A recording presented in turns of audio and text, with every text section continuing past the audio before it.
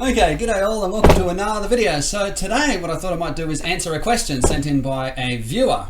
Okay, so the question is, how do we call member methods or methods defined in C++ classes? How do we call those methods from assembly? And it's a little bit fiddly, so we're kind of going to go through this step by step. So what I've got just here is it's basically a new project.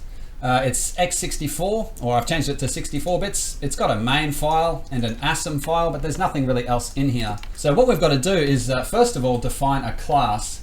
Now you do have to add this as a separate header and CPP file.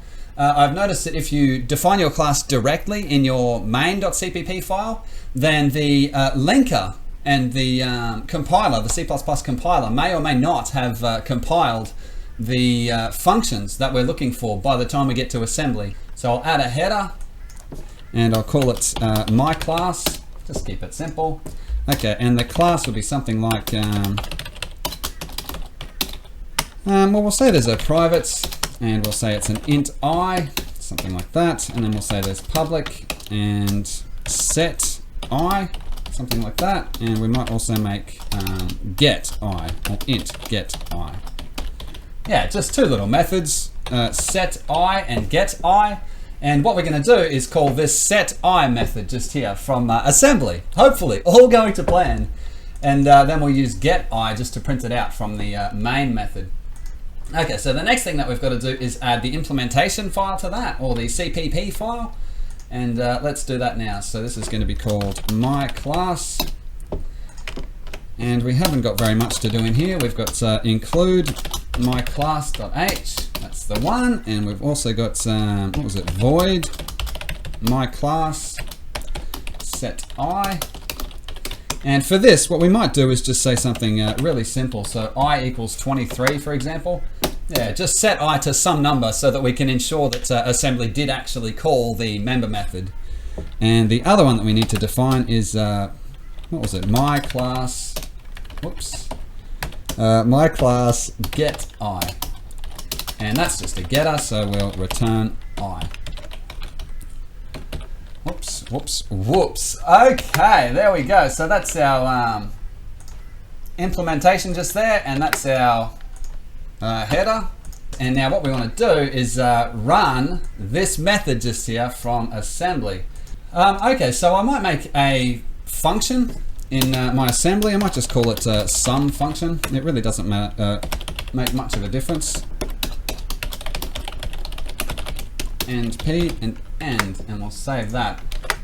Okay, so when you call sum function from assembly, we're going to have to pass an instance of that my class to the function. So main has to include my class.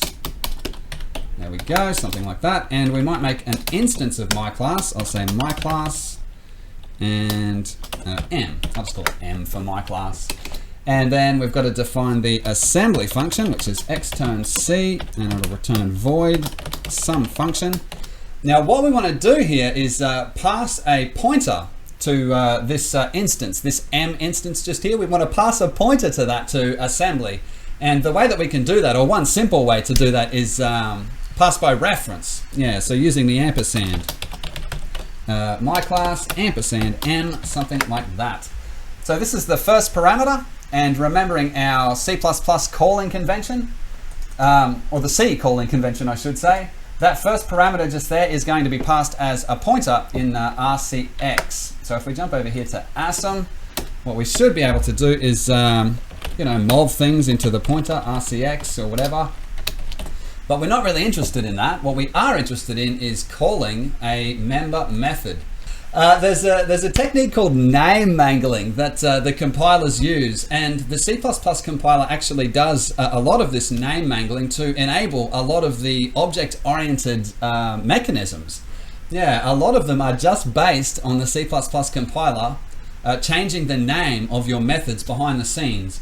So it'll change the name of methods to indicate which parameters they take, and in so doing, the compiler can actually make multiple versions of different functions with different parameters. This is actually how function overloading works. So it's all tricks to do with the C++ compiler. Okay, so what we actually need is not my class set I or something like that. We need to know the actual name mangled version of this function here. So I mean, you'll be able to find this in compiler specifications and documents like that, but the easy way to do this is just to get Visual Studio to tell us the name of it. And you can do that by commenting out the function just there. So we've just commented out the function, and now what we're going to do from C++ is try and call that function, m.setI. Okay, so this is obviously not going to run because setI is not defined anymore, but what you'll see down in the error window is very interesting. What you'll see here, one of these errors, the top one as it happens to be, says the exact name that the compiler is looking for. So it's $setI at myclass at QEAAXXZ. That is the name we are looking for. So if we just copy this error and we take it over here to assembly and we paste it out there, we don't need this top bit. All we really want is the name that it's looking for. So we'll just delete the rest. Something like this. Here it is here. You'll notice there can be some strange symbols in these mangled names. Okay, and there is the name that we've got. So what we've got to do first of all is state up here somewhere, maybe in the data segment, that there is an extern or an external symbol that we're going to be needing, and it's actually a proc. So extern, and then paste the name of the function and specify that it's a procedure. And then down here, when we actually come to call this method, the calling of member functions is actually exactly the same as calling a perfectly normal function, except because this is a class function, it actually has a hidden first parameter, and that's passed in RCX. And that first parameter is actually the this pointer. So star this, you know, you use this inside the class. So the first parameter is actually a pointer to the object itself.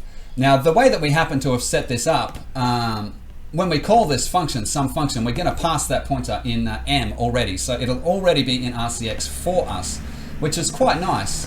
But what you do have to be careful of is to subtract the shadow space from the stack. Yeah, just so that the stack doesn't become corrupted.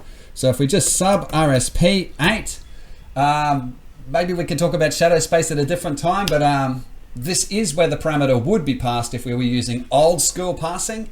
Instead of passing by registers. Anyway, once we've subtracted that, what we can do is just call this function,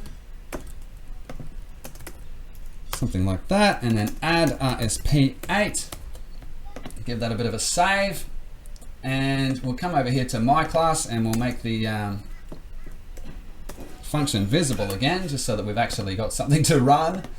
And back over here in the main method, instead of calling setI, what we want to do is test out if some function, which is an assembly function, can actually execute that member method. And once we're done there, we'll see out value of I and then m.getI. Okay, so I might just put in a cin.std and we'll give it a bit of a run. So we can actually we could step through, but we'll just run it and see what happens. So we're hoping here that I is set to 23. There you go. Yeah, the value of I is 23. So what we've done there is called a member method, a C++ instance member method from assembly. Yeah, so do be careful of the stack, the shadow space, and exactly where C++ expects different parameters. And do be careful because there is that hidden first parameter, that's this pointer, which happens to be in RCX just here.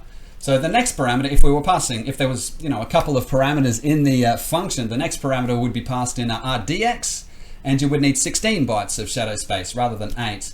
And after that, we would have the next parameter in R8, then R9, and then of course a stack would be used. So it's just the regular C++ calling convention. Anyway, I hope that was interesting to people. I hope that helps. This is how to call a member method of a C++ instance from assembly. And that's about all that I wanted to say, and thank you very much for watching. Have a good one.